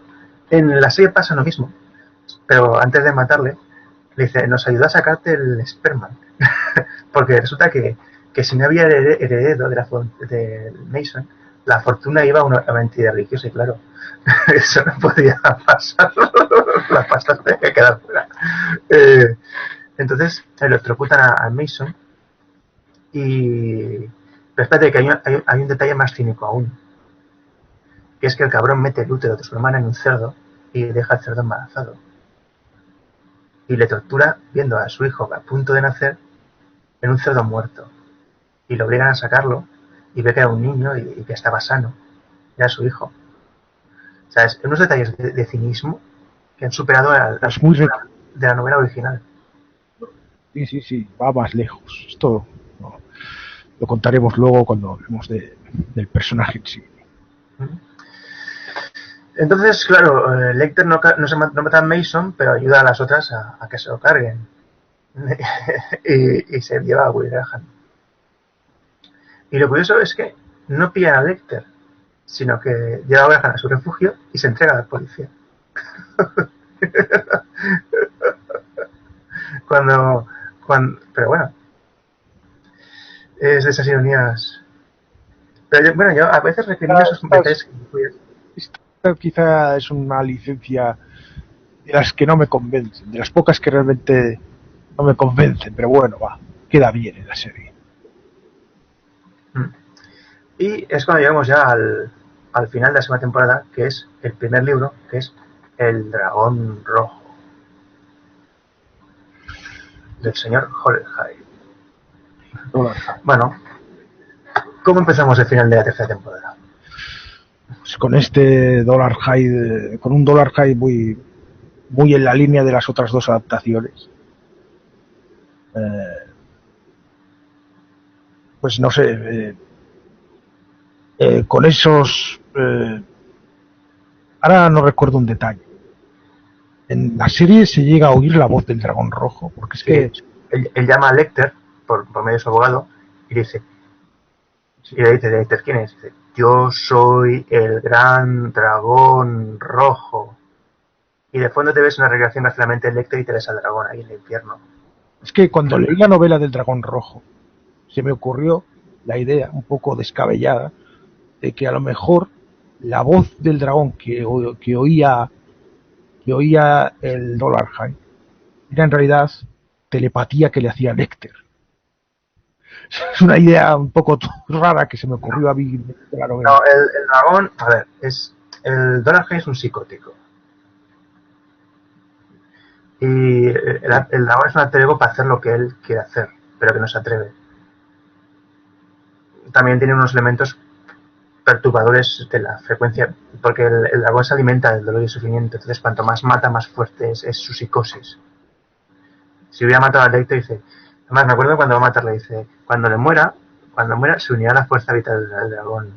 Ver la película será algo maravilloso, pero el momento en sí no tendrá precio. Y es cuando saca el cuchillo y se lo clava en la cara a Will Graham. O sea, lo levanta y lo saca y lo tira por entre la ventana. Pero no nos adelantemos en el tiempo. Hemos dejado de lado a un personaje curioso, no es el más importante, pero es interesante. Es un personaje que ha recibido una transformación y ha sido muy odiado por todos los fans de la saga de Aníbal. Ha sido muy odiado, es muy odioso. Este odio creo que lo ha pagado con creces en la serie. Estoy hablando del Dr. Frederick Chilton. Sí, porque cuando Gideon se escapa, lo primero que hace es destriparle. Pero es que Frederick Chilton llega a estar muy puteado en la serie, tanto que al final dices, hostia, pero joder, es que como que es un gilipollas, pero llegará tanto. No, mira, cuando la chica que está programada, que es un homenaje a Grace Stanley, le pega un tiro en la cara, lo deja en coma, sobrevive a eso, y luego el parece que lo matan, pero luego descubres que ha sobrevivido y peor que antes. Sí. Y luego hace el personaje de Freddy, que cuando el dragón tira a Freddy en una silla de llamas, es el Dr. Chilton. Es el Dr. Chilton. El Dr. Chilton de la serie no es tan tonto como, por ejemplo, el de la película. El de la película realmente... De hecho, posiblemente si no se hubiera cancelado la serie, el malo de la cuarta temporada, que hubiera sido una recreación de... No miento, eso hubiera sido en el futuro. Hubiera sido Chilton. El que hubiera ocupado el lugar de Mason en Aníbal hubiera sido Chilton. Y en la cuarta temporada ya tenía que entrar el personaje de Clarice Stanley. Sí. Que estaban barajando, por cierto, porque, que fuese... Bueno, ¿quién? Clarice Starling. ¿Pero quién iba a interpretarle? Creo que se dijo algún nombre, pero no recuerdo. Decía el creador que había pensado que pudiera ser afroamericana. Porque estas series, estas que coge los personajes y les cambian no solo las razas, sino hasta los sexos. El doctor Freddy Luntz el periodista Freddy Luntz es una mujer. El doctor, un psiquiatra que sale en la saga, en las novelas, aquí también aparece convertido en mujer y se lía incluso con Lecter y con Graham. Sí. Es la que tiene el niño con el esperma de Mason en la serie. Sí. Bueno, pues ¿cómo empezamos con el dragón rojo? Que te digo una cosa, me gusta mucho la interpretación que hace aquí el Thorin, porque el actor que interpreta a Dr. Hay es el que hace de rey enano en el Hobbit. Aquí hace de gigante. Porque Dr. Hay es un gigante. Bueno, pues además habla. La historia es quizá de todas las tramas que han adaptado de las novelas es la que lo sigue más fielmente. Estamos viendo una nueva versión estamos viendo un tercer remake de Manhunter. Un nuevo remake de Manhunter. Porque de hecho Lecter y el dragón rojo nunca se encuentran. Sí, es esto. Y en el final de esta temporada se encuentran, pero bueno. La cuestión es que el dragón rojo va matando a sus víctimas y se pone en contacto con Lecter. Además, Lecter hace un chiste cuando habla con el psiquiatra. Dice, ¿pero qué te pensabas? ¿Que nos íbamos a poner en contacto por anuncios de periódico? Claro, cuando se escribió esto en 1961 tenían sentido las publicaciones de mensajes en prensa, pero claro, en el siglo XXI pues como que no tenía mucho sentido. Pero bueno, háblame del dragón rojo. ¿Qué ves aquí en la serie, en la serie del dragón rojo? Bueno, a ver, yo sobre todo recuerdo pues eso, el miedo que llegué a sentir en el momento en el momento, una escena que el dragón rojo, la película, por ejemplo, me parece un thriller muy normalito, salvo la escena de Ralph Fiennes con el periodista, cuando lo quema y le dice y antes le dice aquello de su deber es temblar frente a mí. Esa escena ya es temible en la película. Aquí aparece amplificada por mil. Estos más turbadores de toda la serie. Sí, cierto. De hecho, hay una cosa que me encanta, que es un capítulo en el cual te ves que él va por la mujer, bueno, por la pareja de Will Graham y el hijo de esta, que en la película, en el libro no pasa. No. Que se pone los dientes, se tapa la cara con la media, la chupa de cuero que aprovechada parece que tenga una cruz ahí con los tachones, da miedo de verdad. Y se salvan por los pelos. Y al final el peregrino acaba volviéndose contra su maestro. Porque claro, él consigue controlar al dragón. Sí. En un momento dado parece que va a poder controlar el dragón y llevar una vida normal.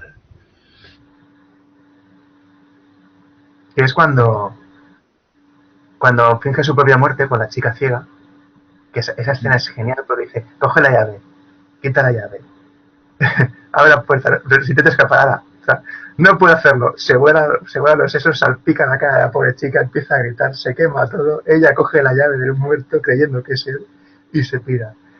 Y es cuando le dan por muerto. Y es cuando se encuentra intercepta a Will Graham, lo deja caer y cuando se despierta Will Graham dice, ¿por qué no tengo la espalda rota?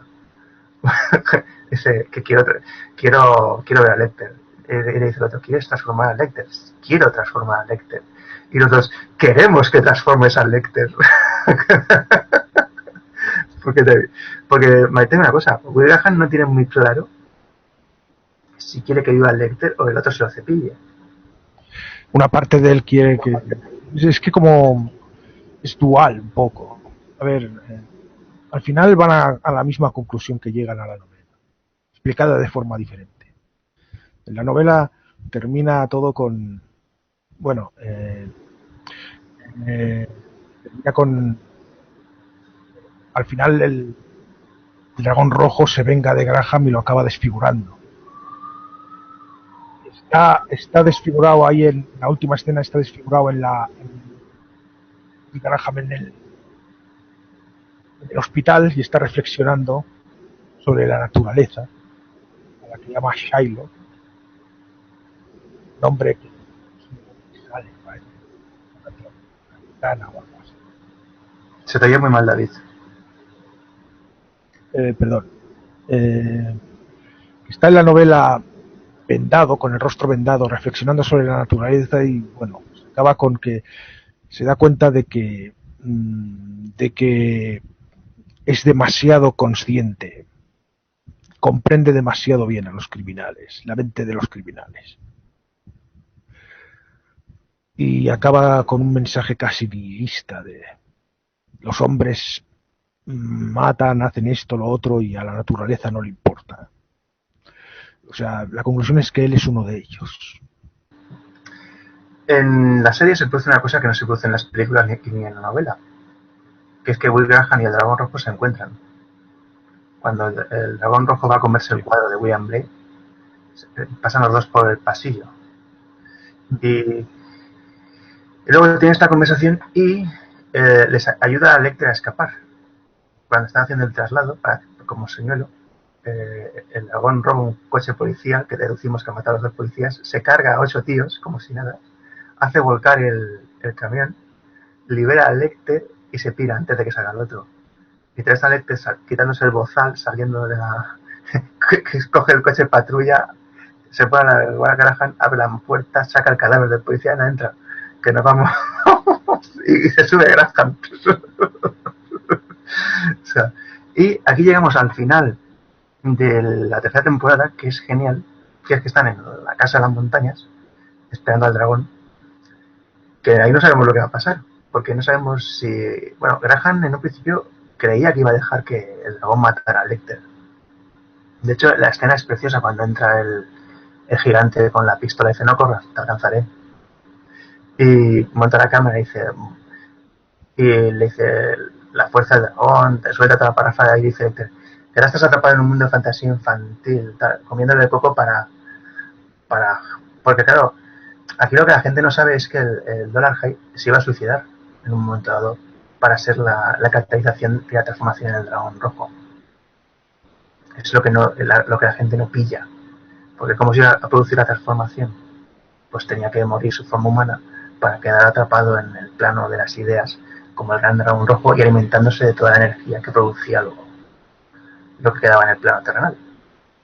Pero bueno, eso si no te lo explican, no lo pillas. Pero bueno, eso, a ver, matiz aparte, esto es dentro de la psicosis de Dollar High. No quiere decir que pase en la realidad.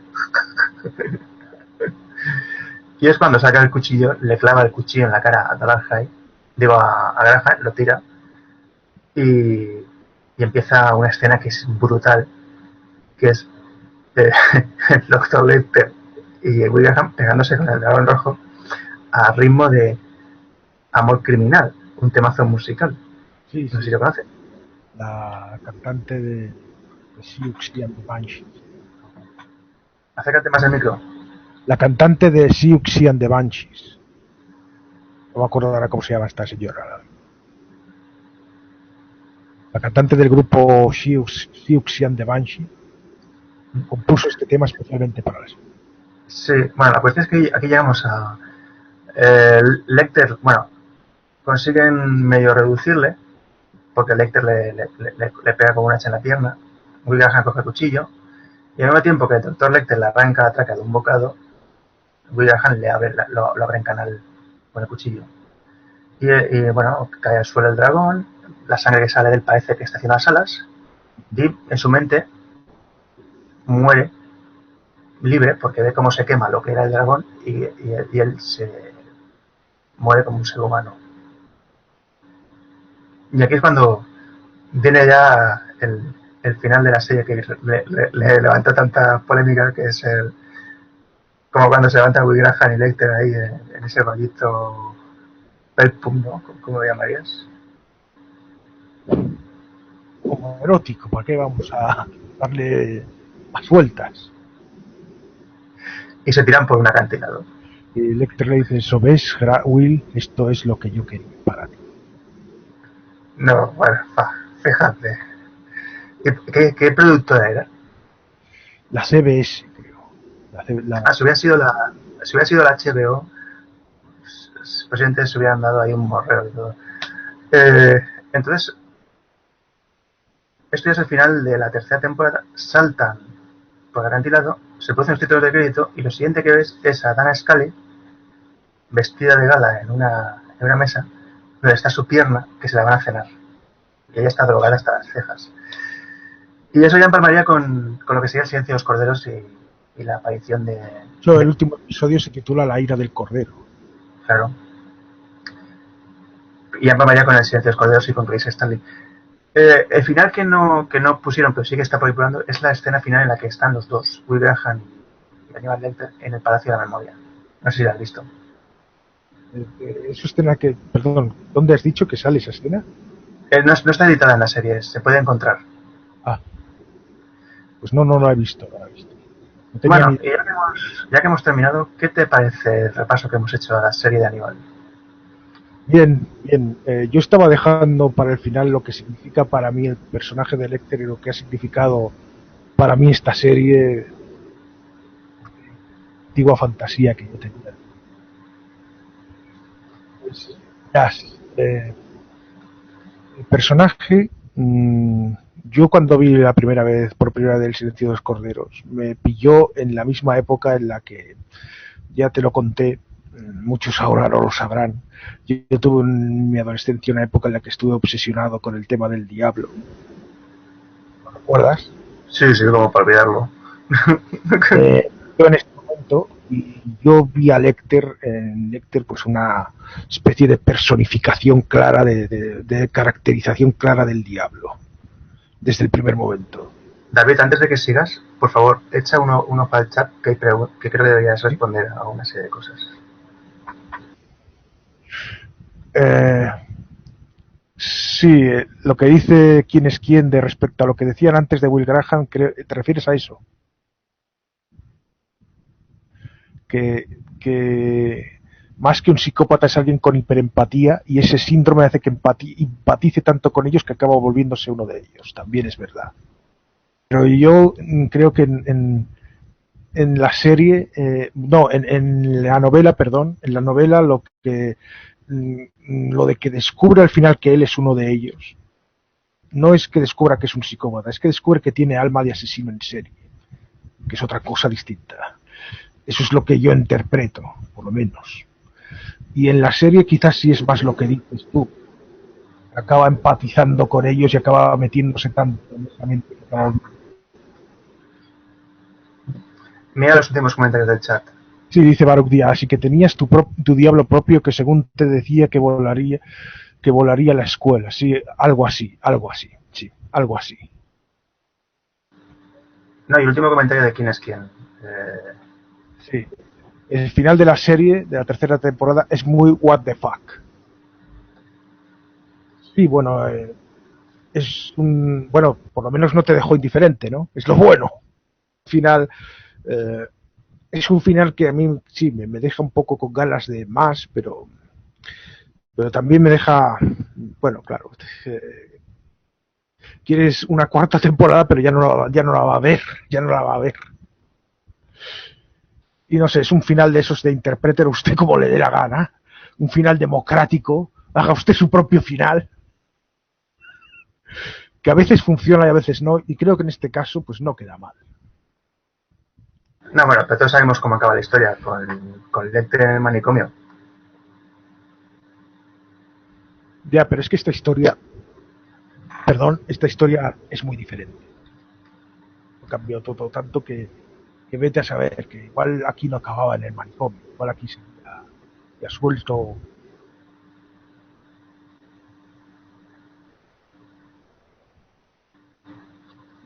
Sí, Baruch Díaz, era un problema que tenía yo de psicológico. ¿Qué veías en Lecter la representación del mal? ¿Qué veías en Lecter la representación del mal? Sí, exacto.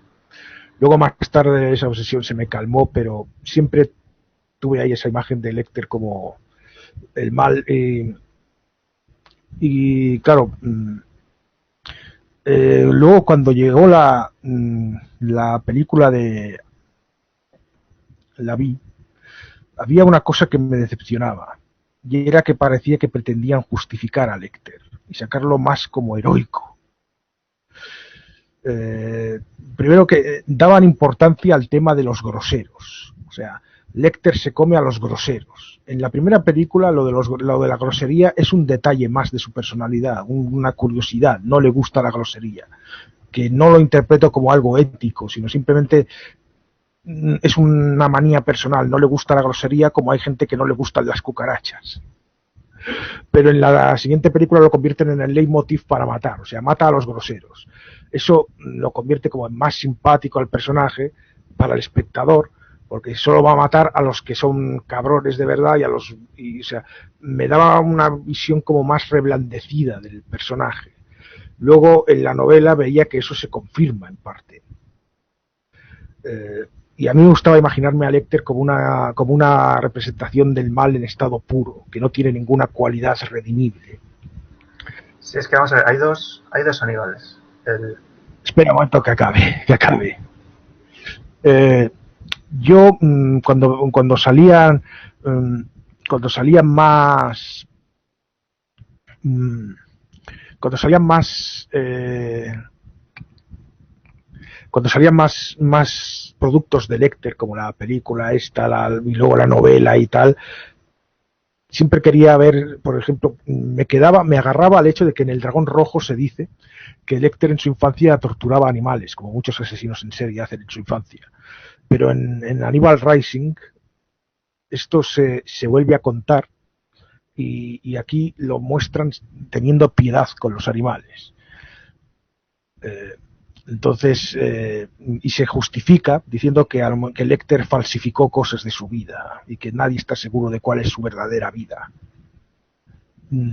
Y bueno, yo tenía ganas. En la serie se ve cómo se destruye todos los materiales. Yo tenía ganas de un Lecter porque claro, los psicópatas no tienen piedad real, no tienen piedad con nada ni con nada. Bueno, hay algunos que sí que les gustan los animales, pero en circunstancias concretas, pero como Lecter yo lo veía un psicópata de élite, yo quería verlo como alguien despiadado absolutamente, que además no tiene ningún código ético como no lo tienen los psicópatas, no tienen principios éticos.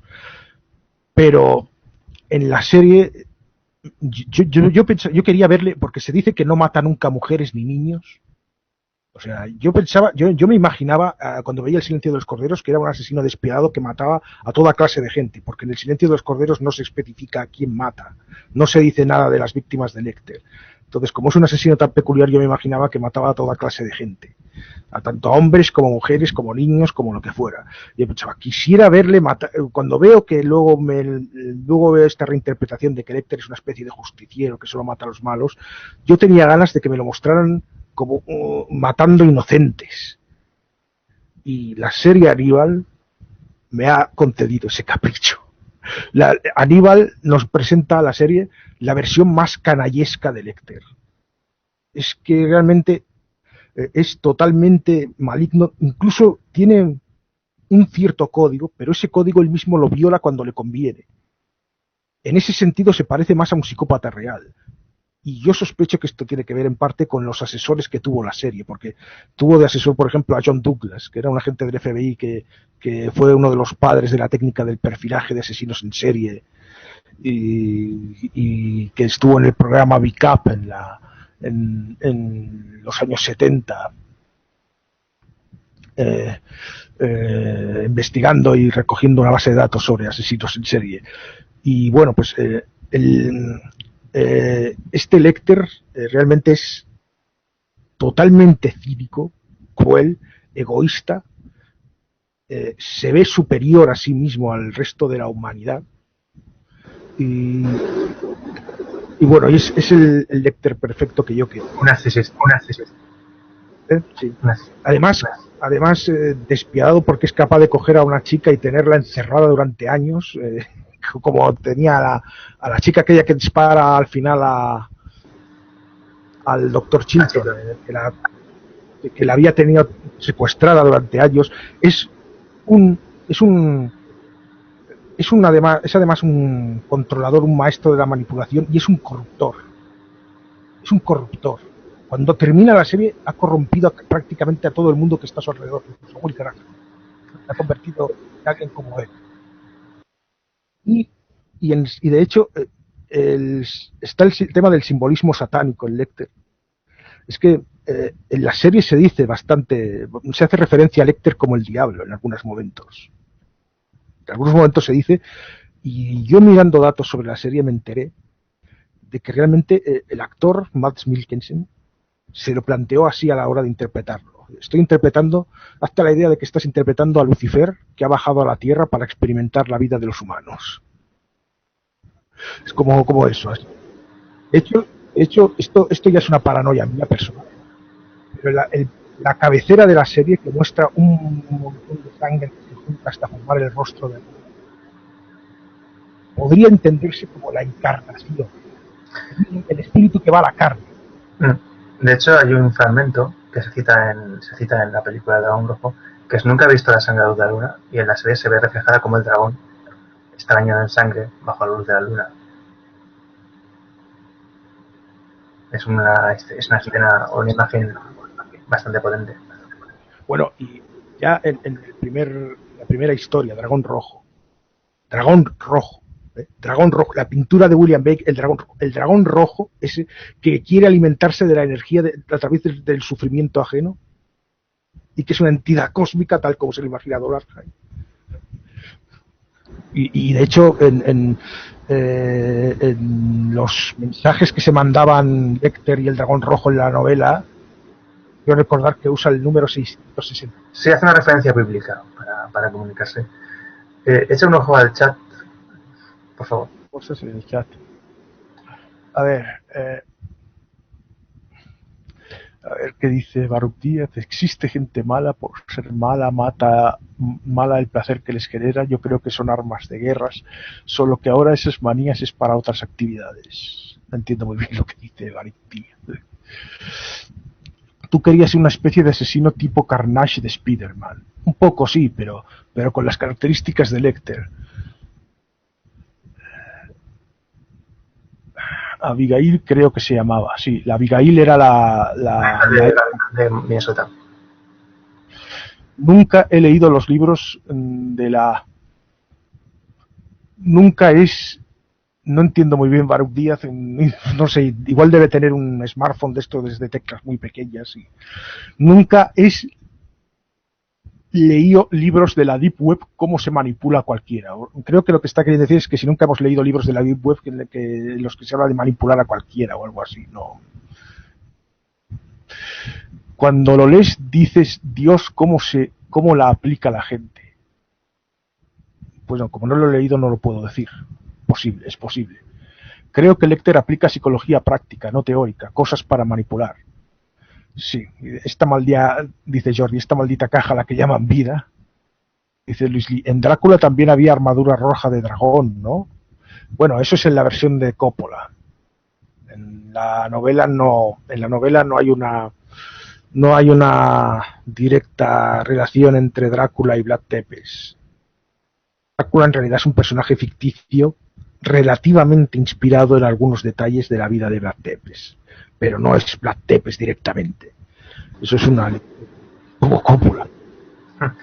Bueno, aunque la última que han sacado de Drácula, fallaron en el casting, pero la idea que tenía era buena. Y si hubiera hecho un par de revisiones del guión, hubiera sido un buen guión. No sé si has visto. En la última, la historia no jamás contada. Sí, si hubiera hecho la idea era buena, pero es que fallaron con los actores y el guión necesitaba 3 revisiones más. Bueno, pero tenía posibilidades. No me he molestado en verla, la verdad. Pues te sorprendería porque tiene elementos que eran aprovechables. También debo decir que pero que tenía elementos que le han permitido hacer una gran película. Ya te lo digo. Puede. Pero claro, ya. Estamos hablando de industria norteamericana. Lo que tiene. No sé. La industria, sí que es cierto que el cine no es una ONG. Aquí es para sacar dinero, vale. ¿Cuál es el problema? Que a los productores americanos de Hollywood les interesa solo el dinero. Y aquí la palabra clave es solo. O sea, vale, que te interese el dinero, pero intenta hacer un producto de calidad. Pero es que la calidad es lo que menos les importa. Tiene que generar dinero y para eso tiene que tener una serie de características concretas para satisfacer a determinados públicos, etcétera, etcétera. Es como una fórmula. Es como una fórmula que aplican y eso es lo que mata la creatividad. Y por eso dicen que si la crisis de creatividad... No hay crisis, es simplemente que no se atreven a arriesgar. Quieren hacerlo así, así y así. Bueno, es falta de visión también, porque al final esto no va a funcionar siempre. Hombre, para ver una prueba de que no arriesgan, solo tenemos que ver 2 cagadas. Una es el remake de Desafío Total y otra es el remake de Robocop. Qué grandes cagadas, ¿eh? El remake de Robocop, que pues no las he visto ninguna de las dos, la verdad. Pero para el remake de Robocop pusieron a un director que parecía interesante, que era el brasileño que salió harto porque los productores no le dejaban hacer nada.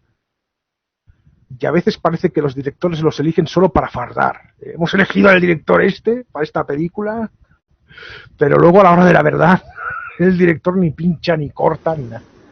Pues eso ha hecho que la televisión haya sustituido al cine, porque la televisión hace un producto, no arriesgan nada y ganan dinero. ¿Y que nos encontramos?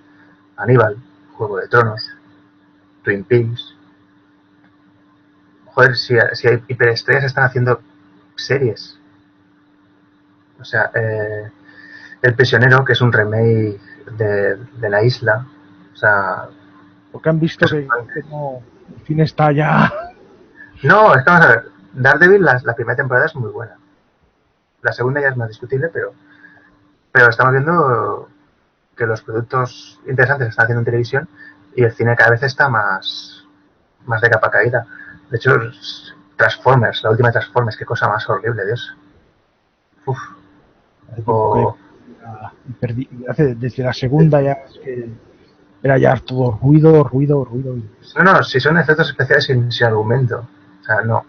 Los efectos están a servicio de la historia, no la historia a servicio de los efectos.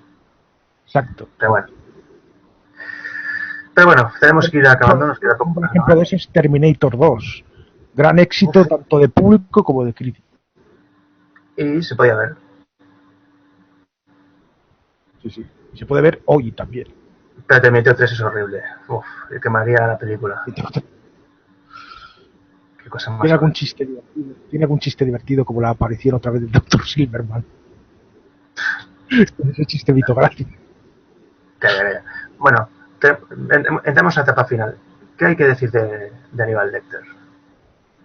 Aníbal Lecter, pues mira, mi versión perfecta de Aníbal Lecter sería el cinismo y el carácter canallesco de la serie, junto con los tics terroríficos de Anthony Hopkins, junto con determinados detalles de las novelas, como por ejemplo la insensibilidad de Lecter al dolor, que eso no se refleja del todo en la serie. No se refleja, de hecho.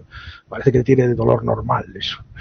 Pero en la novela es, de hecho, el personaje este del criado de Mason Berger, que decíamos que tiene estas versiones tan diferentes, en la novela hay un momento en el que quema un pezón a Lecter con una... Le quema un pezón con no sé con qué, pero Lecter ni se inmuta. Sí, el plan de Lecter era entrar en una meditación profunda y morirse. Casi declaraba, te jodo, Mason. Me voy a saber gritar. Pero mira, fíjate por dónde Clarice Stanley le salvó el culo. Pero es eso, lo que decíamos, que es el Drácula de nuestra época. Que hay varios... una cosa que quería decir, lo dije también en el directo de Psicópatas y Asesinos, y lo digo ahora también. Es que lo que decíamos antes de que Lecter no encaja del todo con lo que son los patrones psicopáticos. Pero lo bueno es que en la novela del Dragón Rojo se dice que cuando a Lecter lo capturan, lo analizan los psiquiatras, se quedan sorprendidos al ver que no acaba de encajar los patrones psicopáticos. Lo explica el propio Will Graham en una escena y le preguntan, ¿y usted cómo lo consideraría? Dice, yo lo considero un monstruo. Es como uno de esos seres horribles que nacen a veces en los hospitales y que les dan algo de alimentación pero no los ponen en cuidados intensivos y luego se mueren. Lecter mentalmente es como ellos, pero parece físicamente normal y nadie lo nota. O sea, esto demuestra que si Lecter no encaja en los rasgos de la psicopatía, no es por la torpeza de Thomas Harris, que no se informó bien sobre lo que es la psicopatía. No es por eso. Está hecho así de forma deliberada.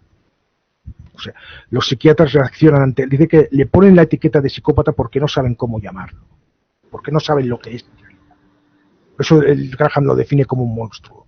Es algo que no se sabe lo que es. Y lo dice también Clarice Starling en la película, esa escena famosa. Dicen que es una especie de vampiro y dicen, no hay nombre para lo que él es. Cierto. Que es cuando vayan de los dibujos. Esa escena es muy buena. Sí, y eso es lo que intentó crear una especie de psicópata de ciencia ficción. Una especie de metapsicópata que es como un... ¿Quién sabe? Podría... algún día pueda existir porque realmente el único motivo por el que no es porque no ha existido hasta ahora, simplemente porque no se ha dado la combinación hasta ahora, pero podría ser perfectamente posible.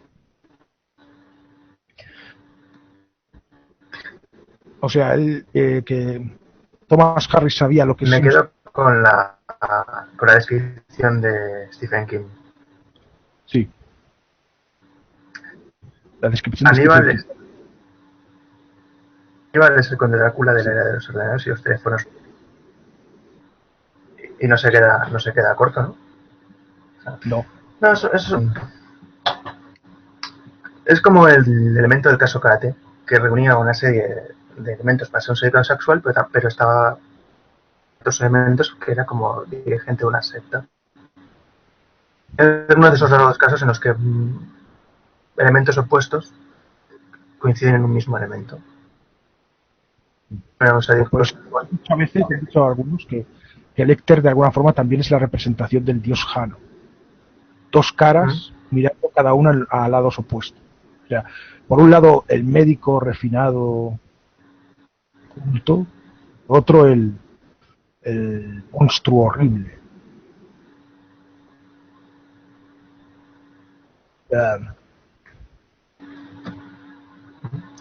Bueno, ¿quieres añadir algo más? Pues no, creo que ya más o menos hemos dicho todo por el momento. Seguramente luego se me ocurrirán más cosas, pero... No, pero ¿te parece poco lo que hemos dicho? Dice Baruch Díaz que existen psicópatas que se aproximan, pero bueno, es por eso, un ser de ficción. Es como el tiburón. El tiburón de la película es una especie de extremación de lo que son los tiburones blancos. E incluso la película a veces se insinúa algo sobrenatural, que el tiburón, bueno, no, eso es en la novela de Tiburón más que en la película. En la novela se insinúa que el tiburón a lo mejor no es un tiburón. A mí me gustó mucho la película de Tiburón. Sí, sí. A mí también. Sobre todo cuando está ahí el Lord Snyder y dice, venga, hijo de puta, sonríe. Sonríe, hijo de puta. Sonríe, hijo de puta. No llega a... ¿Cómo se nota que es de Spielberg? No llega a acabar el taco. Sonríe, hijo de puta. Y dispara. Y a veces Richard Dreyfuss, que le habíamos dado por muerto y es el que salva al... aquí a Rocket Knight. No, pero también una cosa. Para mí las mejores películas de Spielberg son las 5 primeras que hizo. La donde moría gente, decían palabrotas, y demostraba que era un buen director. Bueno, que ahora nos estamos desviando y antes de que hagamos otro programa sobre Spielberg improvisado, mejor que lo cortemos aquí. Pues nada, muchas gracias. Te invito a un nuevo programa para hablar de estas cosas. Y si te acuerdas de algo de Lecter, pues lo podemos... Hacemos una continuación. Podemos hacer una extensión sobre la personalidad de Lecter, que telita. Y, atención, mega spoiler. En la película de Aníbal, te ves que mandan una radiografía con el brazo roto de Lecter. Eso es una licencia por el personaje genitalia de Lecter, 6 dedos en la mano izquierda. Sí. Y en la novela lo que pasa es que él en Brasil se amputa el sexto dedo para pasar inadvertido. Bueno, y hay muchas más diferencias entre la película de Aníbal y la novela de Aníbal. Pero bueno, eso es otra historia.